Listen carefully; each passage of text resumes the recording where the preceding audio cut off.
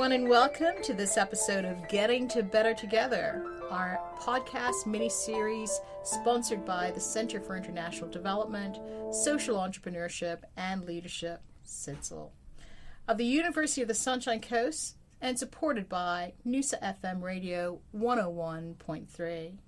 Before proceeding, I wish to acknowledge the traditional custodians of this land, the Gubbi Gubbi people, and pay my respect to the elders past, present, and emerging, and especially on this International Women's Day, women all around the world.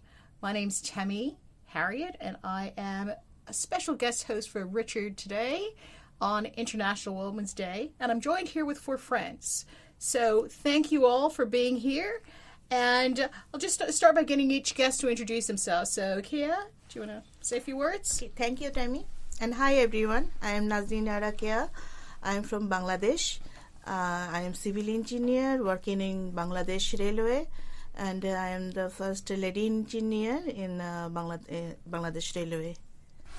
Okay. Next, we have Shana. Hi, my name is Shana Farooq. I'm from the Maldives and been working at the Ministry of National Planning and Infrastructure, heading the infrastructure department there. So I work in the capacity of Director General. My background is construction management, and I've been leading a team of 61 members from the built environment. Okay. And Indika? Hi everyone, I am Indika Ranatunga from Sri Lanka.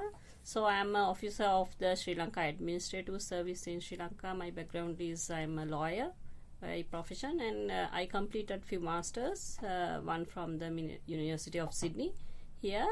So I am in the top rank of the ministry. I am working to the Ministry of Power and Energy in Sri Lanka. Thanks for that. And Casey? Thank you, Tami.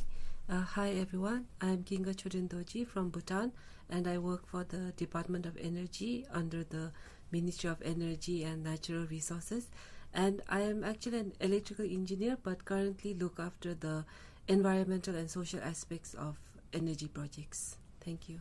Thank you all for being here, and I must say I'm really proud that I have such a powerhouse in this room today. I've got these special women from South Asia, all doing well, respectably in their countries, and they're able to join us here on the Sunshine Coast. So first of all, a warm welcome.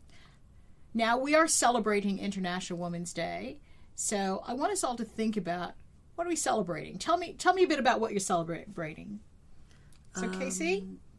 I'm celebrating being a woman. The most, the most basic part of being a woman. I'm celebrating being a professional, career-oriented woman who is doing well in her career, and also who wants to enjoy her life to the fullest possible. Yeah. Now, I love that response, and it could only come from someone from Bhutan, right? Where happiness is the nation's metric, right? Yes. So that's really good. It's nice to celebrate being a woman and to be a professional woman. Is that just a natural answer for you? Is that, as you're celebrating, gosh, it's just so nice to be in this body? Yeah, I guess I wouldn't want to be anyone other than myself. So I'm enjoying being a woman, and I'm enjoying my time here at the University of Sunshine Coast and Sunshine Coast as well. And I'm lucky to be here as a woman. I guess part of me being here could be because I am a woman, and there should be some diversity. So I was chosen, being a woman, I was chosen to come and attend this program. Great to hear. Really, really lovely to hear that. Indika, how about you? What are you celebrating? Like she said, so being a woman, I want to celebrate. So in addition, so there are more people from different countries. So I want to celebrate the Women's Day being with them. So we've got a little bit of a global community here. Yeah, global community. Yeah, I'm very happy about that. And it's nice. I'm really happy to be sharing my time with women from different cultures coming together. So it's really lovely to hear that. And you're spending some time in the north of the country as well? Yes. So presently I'm in Darwin with my family. So before that I was in Sydney with my family. So I completed my master there. So then went back to the my country in 2014. So I assumed the duties as director there. Then promoted to the additional secretary now. So next level is secretary to the ministry. Okay. Maybe Ministry of Power, maybe Ministry of Industry and Commerce. So nobody knows. Looking forward to it, Yeah, actually. so being a woman, I am very happy about that. So in Sri Lanka, so we have so many women in the top level.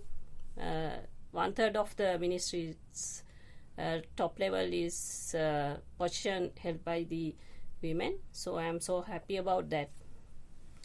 It's good that we can celebrate these things, and it's good to know that these things are happening in other countries as well, because sometimes we forget that. Sometimes we forget that the successes that we have here in this country are similar to those of others. So, Shauna, how about you? What are you celebrating this International Women's Day? On every International Women's Day or any other day, I celebrate my team, because I lead quite a number of professionals working tirelessly to build infrastructure in my country. And whilst they attend all of these technical things, they go back home and attend another part of their life as well. So every day I admire them at balancing their life, serving the public as well as their own families. So every year I remind them that I celebrate them, my team. Oh, that's so wonderful. Those words can only come from a woman. You understand that, right? It should come from someone, because they have to be reminded. And I also tell my male counterparts, because we have a wonderful male counterpart team working with them, which enable them to actually shine in their own positions.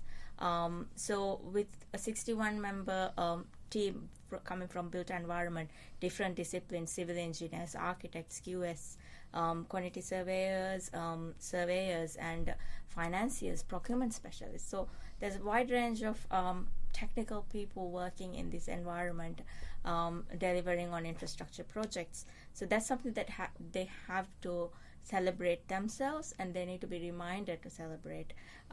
Often when we're being women and we're looked upon only on our shortcomings. Yeah. They only look at the shortcomings of us. But whilst there are shortcomings in some positions, we also do a lot of other things while balancing on work life as well as family life. So that's something to celebrate every single year. And it's good reminder that, we're human beings, and it's a part of our humanity. And as we celebrate one thing, doesn't mean we can't celebrate a whole lot of other things at the same time. Yes. So thanks for that. Yeah. Okay, Kia, how about you? What are you celebrating? Firstly, I'm agreed with all others that firstly, being a woman, we are celebrating this day, and also this is internationally recognized day for Women's Day. Males are also thinking something for JETSI or women empowerment. That is a good thing. And in my organization, being a first lady engineer, I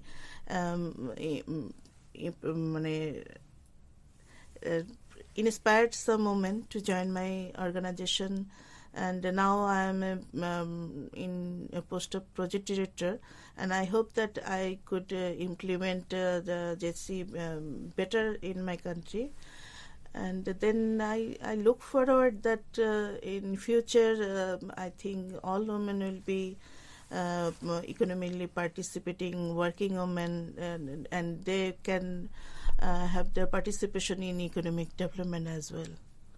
Okay. This is my vision. Oh, that's good. So I'm going to share with you what I'm celebrating. I'm celebrating being part of a community or an environment where I can have this conversation, because this is a really great way to spend one's time, right? Talking to other people about the things that are important in their lives. So I'm going to thank you, ladies, for being here and making that possible. But as lovely as it sounds, we do know that sometimes the road to that beautiful vision that we have is a little bit challenging. So just share with me what you think are some of the biggest challenges. I'm going to start with Indica this time around. What do you think are some of the challenges that we face that we should acknowledge on International Women's Day because it's work that we have to do? Yeah, so challenges.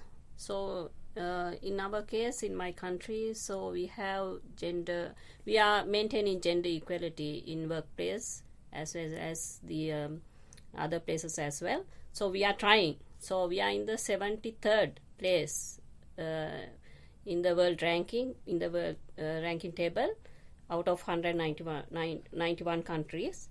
So that's the highest level among the South Asian countries. So, but we are in the 73rd place. Yeah. That means there's a 72 to go. Yeah, we have to go.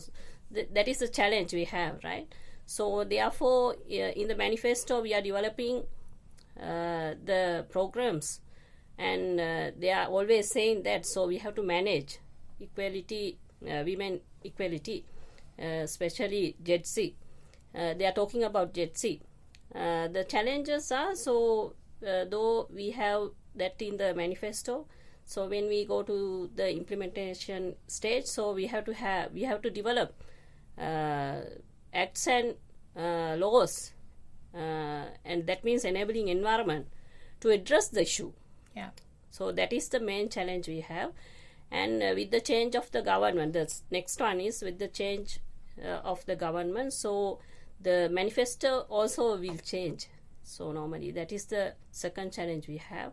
So somehow we are managing to address the issue. So in Sri Lanka, the unemployment level in women are double than the men. So also the women in employment, especially they are not in the decision making level. Yeah. The maybe 10%, maybe less than 10% are in the decision making level. Maybe more than 50% are in the low productive employment. Okay. Maybe in garment, maybe in self-employment, so like that. So we have to address that issue. So if you want to balance the gender equality in our country, so we need to focus on that. Yeah. We have to have action plan, maybe 5-year plan to address. So then we can have at least 50% achievement. Okay. Rather than having 100%. Okay. By another 10 years. Okay. Time. So a 10-year plan. Yeah, the 10-year plan. Okay. So Shauna, are there similar challenges that you face in the Maldives? Yes, and also I'd like to add on that we've had many policy changes that enable for us to have a better work environment, for women to have a better work environment. But we are yet to still evaluate on how well are these policies working for us. Okay. Can there be changes that can bring about a better result in what we are really trying to achieve? So touching upon an extended maternity leave of 6 months, can that be flexible to allow a parent to take it as they wish to take within the first year? Or does it have to be really stringent on the first 6 months of your leave? So things like that, we need to go back and really evaluate on the policies, the changes that we're bringing. Is that really impacting? How are they impacting? Can there be a better way of doing this, rather than just stick with a written policy like that? And we've also introduced legislations whereby we have allocations made for women to be in leadership positions, like on the councils or local councils or parliamentary positions and things like that. But having done that, we also need to empower the people who would then fill these positions. We need to be able to give them the training and make sure that they're ready for these positions as well, and teach them how to use the power that they have in their hands in a way that would enable the society to change how we believe in with regard to gender equality, because it's always been a male-dominant society in our regional context. But to break that ceiling, we have to make it the norm. We have to make it the norm that this is the way of life. So that begs me to question, like, is the challenge something we should be addressing with young girls? I'm going to talk to Kia about this one. Should we be targeting, if we want to go for 10 years, if we want these changes to take place, where should we be putting our effort? Should we only make policies for women in the workforce, or should we be looking at girls? I think it should be starts from the family level, then in the educational level, to change the mindset up. Presently, our country is still, in our subcontinent, we may say, the male dominant. In family decision makers, maximum family is just one boss is there. He is taking all the decisions. Mostly they are men. That means participatory decision making procedure yet to be started in all the families. So they're progressing, but not that much progressing. And the mindset up that all the household works for women, this is also changing, but not so fast. Slowly they are grasping the idea. So I think to change the society, the norm or the mindset up, we need to start from the family, from the educational level, what is equality and what is equity, what is the difference between them, how to for betterment of the society, how all of our productivity can be employed for betterment of the country. That is to be discussed from the very beginning. I think we should target our young generation so that our future can be changed. Okay, I like that. So, Casey, I didn't ask. Do you have children? No. Okay. But I'm gonna do a tough one for you though. I'm gonna ask you this: do you think it's about the way we raise our boys and our girls? Like, as a non-parent, do you think that at a household level we have to start doing something different with the way we raise our sons and our daughters? Yes, I do feel that we need to change the way we raise our children, because traditionally females, we are meant to be in the kitchen. We are the ones who need to clean the house. We need to cook. We need to wash the clothes.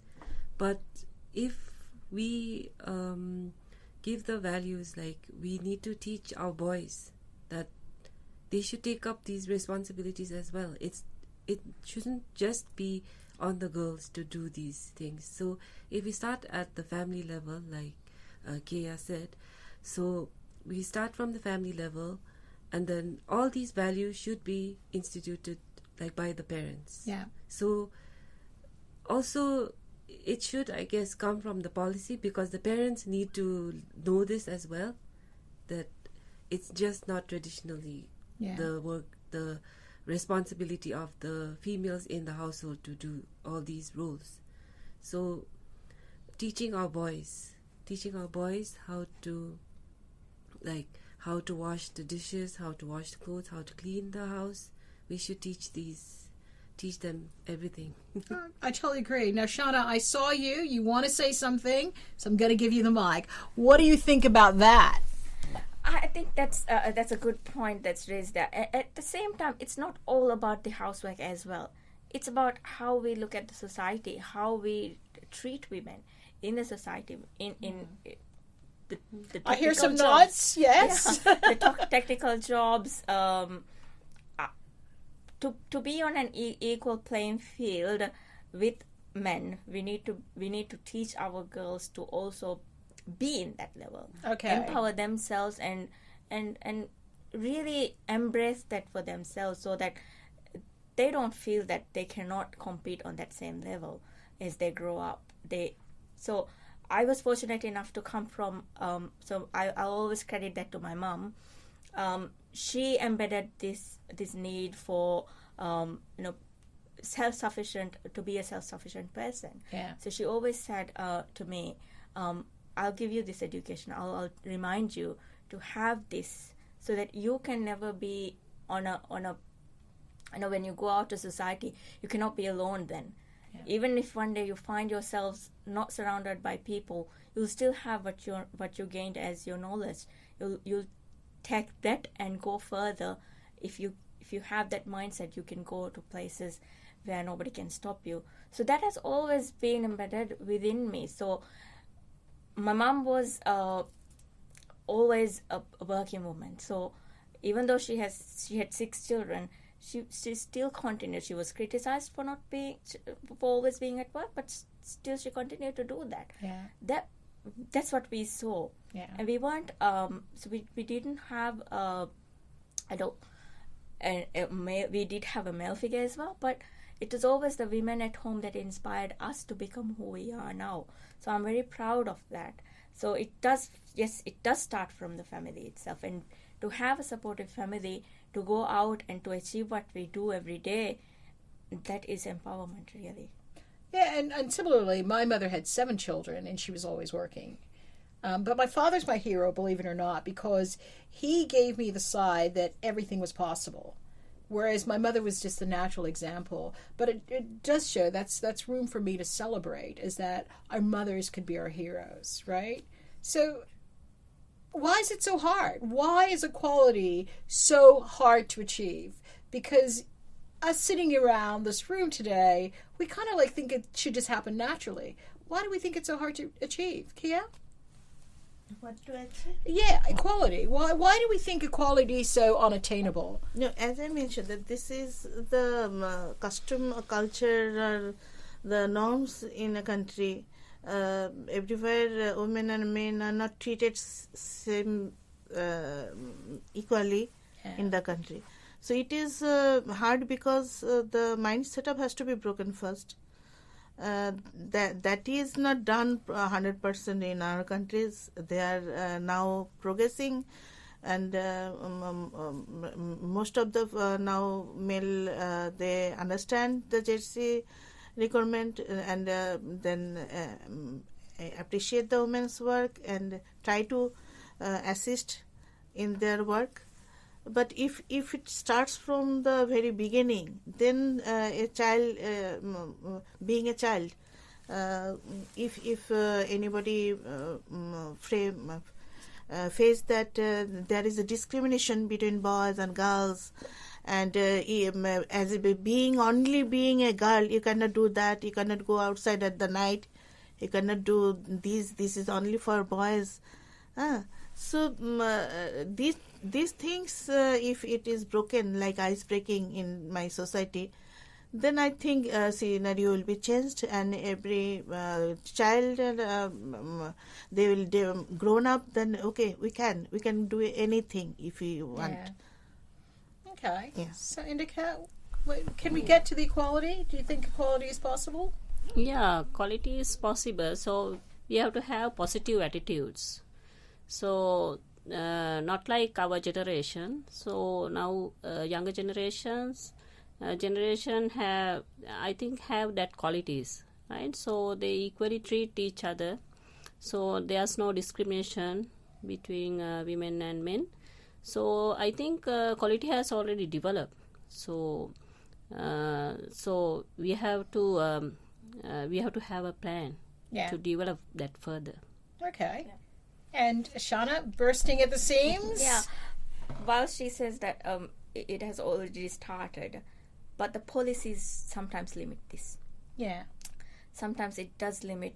So we need to make sure that whatever policy that we put in place is really working for the society. Yeah. To again come back to that point where if we have a very open-minded society where we are on an equal playing field and we believe in equality, but the laws and the regulations that we need to follow does not enable that, then we're stuck. We're in that same old loop where we're not able to move forward. So that needs to change as well. So things like ownership of property, different laws that you have in society that holds women back, and they're cultural things, but they hold women back nonetheless.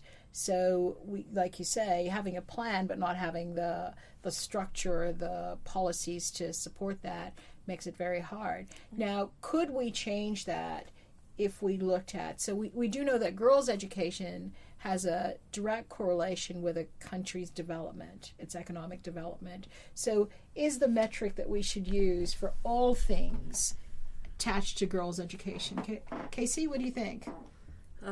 Yes, I do believe that it all starts from education. So whatever values we want to instill in our girls, it should be done firstly from the home, but then most of our time would be spent at school. So everyone would be educated through schools. So we empower our girls to think out of the box, to think what they can do without all of the restrictions that are put on them. So, and then we build policies out of that after the education. So when they get into the workforce as well, so we build policies out of that. Okay. So I'm going to ask you all this last question. And this International Women's Day, if you look back on your young self, what advice would you give her? Kaya, you want to go first? Think back to your young self, having the wisdom now. If I had a time machine and go back to my younger self, I'll grant you a time machine. Then I would advise her that believe in yourself more. You can do better than you are doing now. And no matter how the societies tell that you cannot do that, you cannot do that, but believe me, you can do all of that if you want. I think your young self would love you for those comments. Yeah. Shauna, how about you? I think I'd like to believe that I wouldn't change a bit of how I led the way into my career path as well. But what would you tell yourself? I would say, go as you wish. You're on the right path. On the right path, really. You're on the right path. Break the norms, break the ceilings. You'll probably make a lot of people mad along the way, but don't care, just go ahead.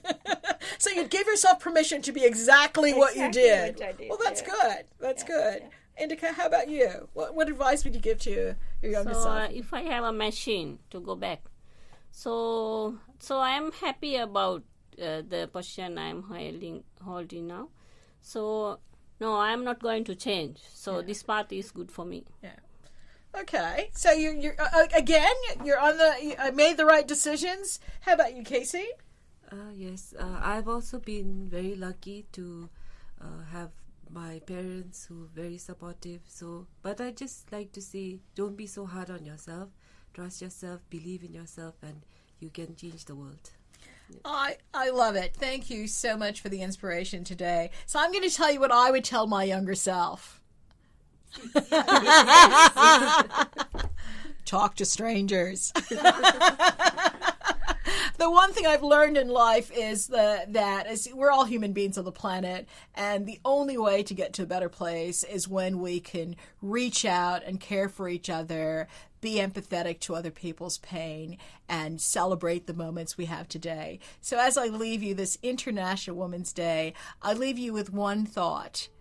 All the technology people in the world, if you want to create a better world, help us take the housework away. Thank you very much. This is Tami Harriott signing off.